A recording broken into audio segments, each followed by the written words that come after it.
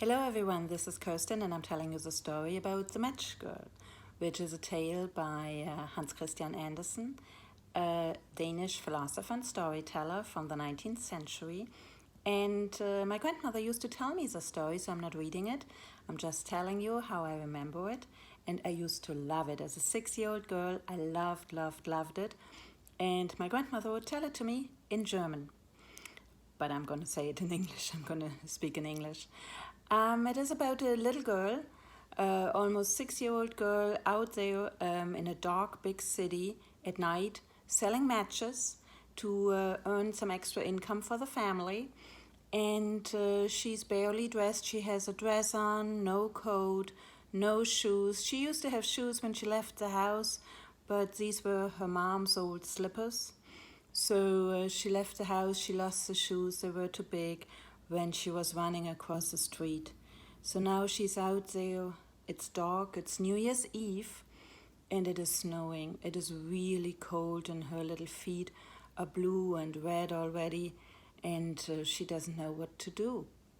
So she's afraid of going home because she just has not sold any matches. She has no coins, no earnings to bring home, and she's afraid that she will get beaten by her dad. So she just doesn't know what to do. In the dark, she sits next to a house, still trying to sell, still shouting matches, matches for sale, so that somebody may stop and give her some money that she's redeemed and she can go home and be with her family, although she never felt home with them anyways. The only person that she ever trusted and that loved her was her grandmother, but she has long passed since. The house, it is just a roof over her head. There is no heating. It is cold as well. There is a draft. Is it different from being outside than being with the family where it's cold as well? Well, she's contemplating. She's looking for solutions, and she's sitting next to this house and she says, if I could just burn one match, how warm must it feel? How good must it be?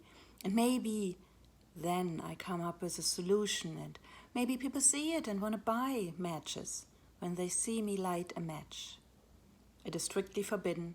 She's supposed to either sell or bring the remaining matches home so they can be sold on another day.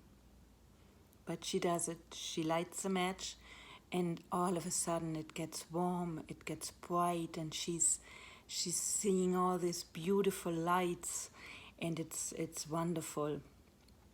She lights another match, and it feels to her like she can actually look into the building next to her, into the kitchen, into the dining room where there's a big meal prepared for the family, with a duck and everything, and a Christmas tree is there as well. Just 7 days after Christmas, it's New Year's Eve.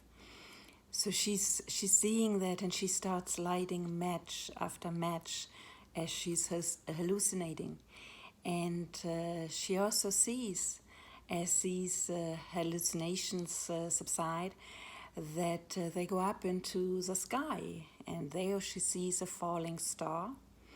And her grandmother used to say, if you see a shooting star, a soul is going to heaven. So that's how she remembers her grandmother. And with the next match, her grandmother appears, and she actually takes her in her arms. She's bigger and more beautiful than she ever has been. She in her hallucination, she takes her in her arms and keeps her safe. And this is how she, with a big smile, ascended into heaven.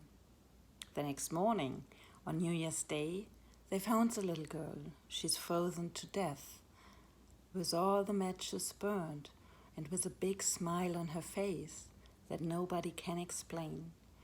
They just think, the police and everybody, that she just wanted to light a couple of matches to be warm.